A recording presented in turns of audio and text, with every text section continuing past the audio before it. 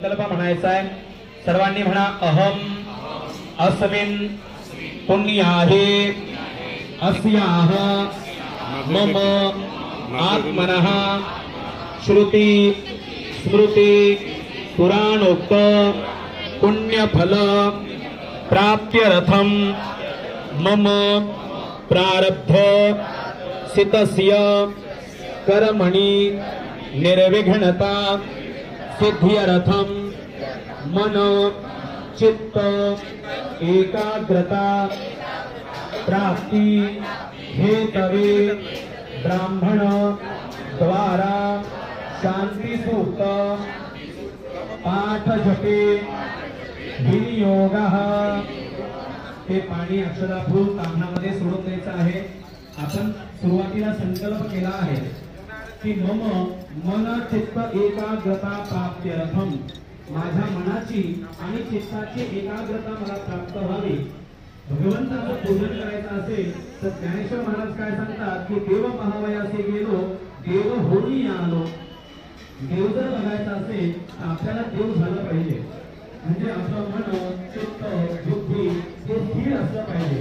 भगवंताचं पूजन करत असताना किंवा नामस्मरण करत असताना जर चित्त एकाग्र असेल तर आपल्याला परमेश्वर प्राप्ती होणार आहे. म्हणून सर्वांनी ब्राह्मण या ठिकाणी शांती सूक्ताचं पठण करणार आहे की आपल्याला मनाची शांती प्राप्त व्हावी, आपल्या राष्ट्रामध्ये सर्वांना उत्तम शांती प्राप्त व्हावी, सुख प्राप्त व्हावं, समाधान प्राप्त व्हावं.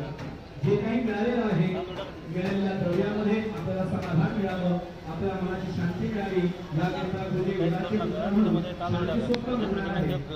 मुख्य जे त्यांनी उभतायचं आहे. आणि इथे जी ग्रामस्थ देवता आहे मारुती रायाला भैरवनाथाला हार घालायचा आहे, फूल व्हायचा आहे, नमस्कार करायचा आहे. आलेल्या सर्व ब्रह्मवृत्तांना नमस्कार करायचा आहे. जी बाकीची पूजेला बसलेली मंडळी आहे जागेवरून सर्वांनी हात जोडायचे आहेत. गुरुजींना देवांना नमस्कार करायचा आहे. आपली जी कुलस्वामी आहे कुलदेवता ग्रामदेवता इष्टदेवता यांचं मनामध्ये नामस्मरण करायचं आहे. कुलदेवतेला प्रार्थना करायची आहे.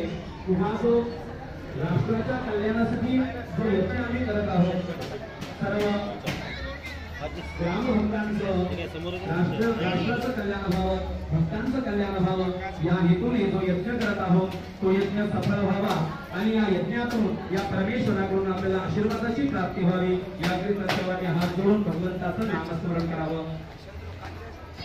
हरि ओम आनो भद्राः कृतभोजन दुःखिषमातो दत्तासो अपारेतासा उदभेदाः सदा विद्वरेधे असन्नप्रायो रक्षितारो दिवे दिवे देवानां भद्रा सोमतिर्रेजो यतान् देवा नाग्गोरातिरभिनो निवर्तताम्.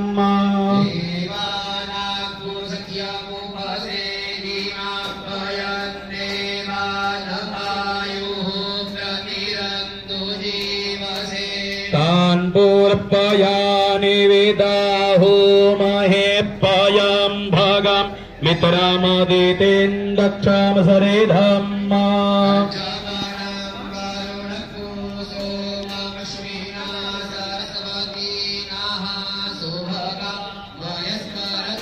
तन्नो पातो मयो भुक्पातो भेखजं तन्माता